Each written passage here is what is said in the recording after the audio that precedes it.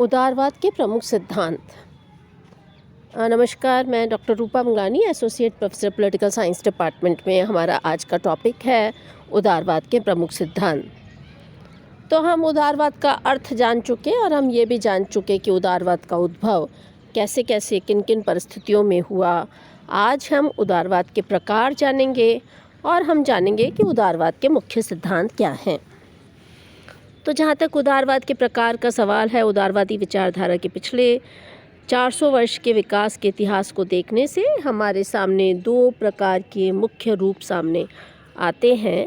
पहला नकारात्मक या परंपरागत उदारवाद और दूसरा सकारात्मक उदारवाद या कल्याणकारी राज्य का सिद्धांत। अब देखिए, नकारात्मक उदारवाद को परंपरागत या ट्रेडिशनल लिबरलिज्म भी कहा जाता है और सकारात्मक उदारवाद को कल्याणकारी राज्य का सिद्धांत कहा जाता है। नकारात्मक या परंपरागत उदारवाद के नाम से भी जाना जाता है। ये नकारात्मक उदारवाद सामंतशाही के खिलाफ राजनीतिक स्वतंत्रता, पोपशाही के खिलाफ धार्मिक स्वतंत्रता की मांग करता है। इसके अनुसार स्वतंत्रता का अर्थ बंधनों का अभाव माना गया है, जिसे नकारात्मक उदारवाद कहते हैं। जहाँ तक सकारात्मक उदारवाद का सवाल है, तो सकारात्मक उदारवाद ने राज्य को एक आवश्यक बुराई न मानते हुए एक नैतिक तथा कल्याणकारी संस्था के रूप में परिभाषित किया है। राज्य तथा स्वतंत्रता में विरोध नहीं देखा गया, बल्कि राज्य को स्वतंत्रता के लिए आवश्यक परिस्थितियों का निर्माणक तत्व माना गया। स्वतंत्रता सकारात्मक है तथा इसे राज्य के माध्यम से प्राप्त किया जा सकता है। राज्य समाज सुधारक तथा कल्याणकारी कार्यों द्वारा स्वतंत्रता तथा व्यक्तित्व के विकास में सहायक बन सकता है। राज्य द्वारा अर्थव्यवस्था का नियंत्रण तथा नियोजन किया जाना चाहिए। समाज में परिवर्तन क्रांति के द्वारा नहीं, बल्कि क्रमिक विकास के द्वारा ही आ पाता है। सामाजिक परिवर्तन लाने का सर्वोत्तम साधन संसदीय प्रजातंत्र है, ये माना है। साथ ही राज्य को शक्ति पर अंकुश रहना चाहिए या अमर्यादित नहीं होना चाहिए।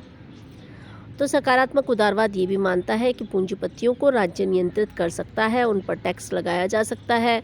कल्याण के कार्यों के लिए टैक्स को इकट्ठा करना चाहिए। तो सकारात्मक उदारवाद की ये मान्यता है। कुल मिलाकर उसका ये कहना है कि ये राज्य को एक आवश्यक बुराई नहीं मानता। ये मानता है कि राज्य होना तो चाहिए, लेकिन राज्यों को कैसे कार्य करने चाहिए? कल्याणकारी संस्था के रूप में कार्य करने चाहिए। ये भी मानता है कि राज्य तथा स्वतंत्रता में आपस में विरोध नहीं है। राज्य को स्वतंत्रता के लिए आवश्यक परिस्थितियों का निर्माण करना चाहिए। ये मानता है कि स्वतंत्रता सकारात्मक है तथा इसे राज्य के माध्यम से प्राप्त किया जा सकता है। ये भी मानता है कि राज्य समाज सुधारक तथा कल्याणकारी कार्यों द्वारा स्वतंत्रता और व्यक्तित्व के विकास में सहायक बन सकता है। तो कुल मिलाकर ये राज्य की यूटिलिटी को मानता है, राज्य को एक वेलफेयर इंस्टीट्यूशन मानता है। ये भी मानता है कि राज्य द्वारा अर्थव्यवस्था का नियंत्रण तथा नियोजन किया जाना चाहिए। इसकी ये मान्यता है कि सामाजिक परिवर्तन लाने का सर्वोत्तम साधन क्या है? संसदीय प्रजातंत्र है।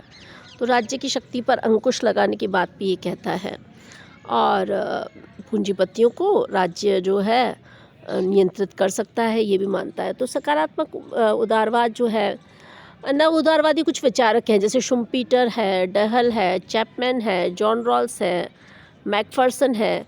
इन सब ने उदारवाद को नई दिशा दी है और ये उदारवाद को आवश्यक मानते हुए उसके स्वरूप को नियंत्रित करते हैं।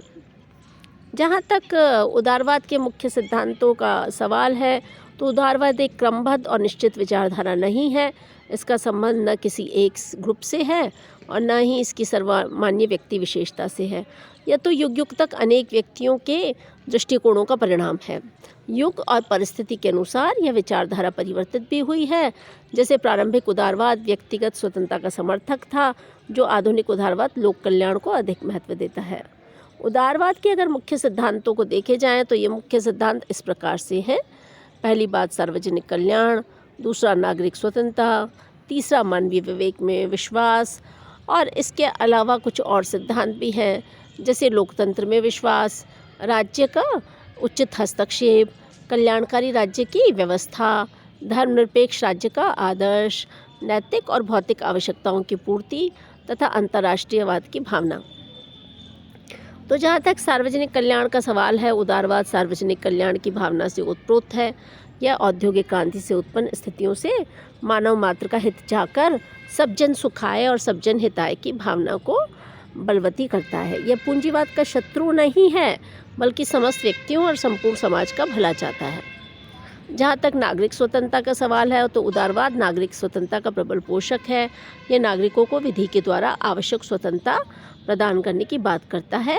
यह निश्चित विधान और विधि व्यवस्था चाहता है ताकि स्वेच्छाचारी शासन का अंत हो। उदारवाद मानवीय विवेक में भी विश्वास करता है। ये बुद्धि और विवेक का समर्थक है। देखो, विवेक अधिकार चाहता है, तो उदारवाद भी चाहता है कि जो है मानव के अधिकारों को सुरक्षित रखा जाए। उदारवाद लोकतंत्र में विश्वास करता है। आधुनिक उदारवाद अन्य शासन प्रणालियों की अपेक्षा लोकतंत्र को उत्कृष्ट शासन प्रणाली मानता है। लोकतंत्र में शासकों को आसानी से बदला जा सकता है और लोकतंत्र जनता के अधिकारों और स्वतंत्रताओं की रक्षा करता है, इसलिए उदारवाद का लोकतंत्र में विश्वास है। उदारवाद राज्य का उचित हस्तक्षेप भी चाहता है। आधुनिक उदारवाद राज्य के उचित हस्तक्षेप का विरोधी नहीं है। लोक कल्याण और सार्वजनिक हित की भावना से राज्यों द्वारा पूंजीपतियों और शोषणकर्ताओं पर प्रतिबंध लगाए जा सकते हैं। राज्य द्वारा मजदूरों के हित के लिए उचित विधियों का निर्माण किया जा सकता है। उदारवाद कल्याणकारी राज्य की भी व्यवस्था करता है। आधुनिक उदारवाद के समर्थक लोक कल्याणकारी स्वरूप को स्वीकार करते हैं। पूंजीवादी अर्थव्यवस्था के कारण उत्पन्न श्रमिकों के शक्तिशाली वर्ग ने अपनी आर्थिक और सामाजिक परिणामों में सुधार की बात की है, उसकी जोरदार मांग की है। दूसरी ओर मार्क्सवाद पूंजीवादी देशों के श्रमिकों को हिंसक क्रांति करने की प्रेरणा देता है।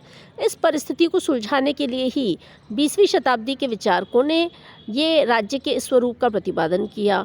अब उदारवाद द्वारा राज्य के सकारात्मक राज्य के स्वरूप को स्वीकार किया गया और इस प्रकार से मध्यम दुर्बल वर्ग के आर्थिक और सामाजिक कल्याण की योजना को राज्य के द्वारा लागू किया जाए, ऐसा नियत किया गया।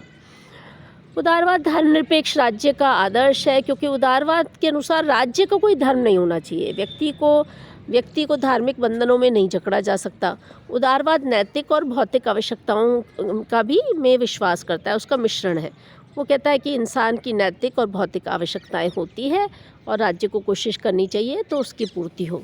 अंतर्राष्ट्रीयता की भावना में भी उदारवाद का विश्वास है। उदारवादी विचारधारा के अनुसार विश्व के सभी देशों को पारस्परिक सहयोग के आधार पर अंतर्राष्ट्रीय समस्याओं का समाधान करना चाहिए। तो इस प्रकार हम देखते हैं कि उदारवाद के मुख्य सिद्धांतों से स्पष्ट है कि उदारवाद व्यक्तिगत गरिमा और स्वतंत्रता का समर्थन करता है। ये धर्मनिरपेक्ष राज्य की बात करता है। ये लोक कल्याण और लोकतंत्र के सार तत्वों को शामिल करता है। ये कहता है कि इंसान में विवेक होता है, बुद्धि होती है और विवेक अधिकारों की मांग करता है।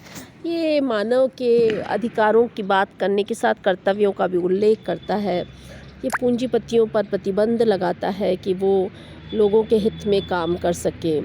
ये राज्य को इस बात की जिम्मेदारी देता है कि वह व्यक्तियों की राजनीतिक स्वतंत्रता के साथ साथ आर्थिक कल्याण की भी बात कहे और सामाजिक समता की भी स्थापना करे।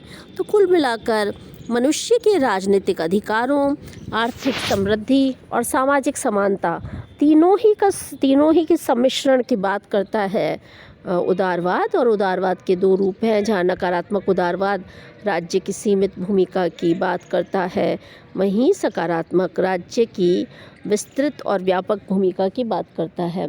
सकारात्मक उदारवाद के अनुसार राज्य की भूमिका न केवल विस्तृत होनी चाहिए बल्कि सकारात्मक भी होनी चाहिए और आवश्यकता पड़े तो राज्य मनुष्य के जीवन में हस्तक्षेप कर सकता है।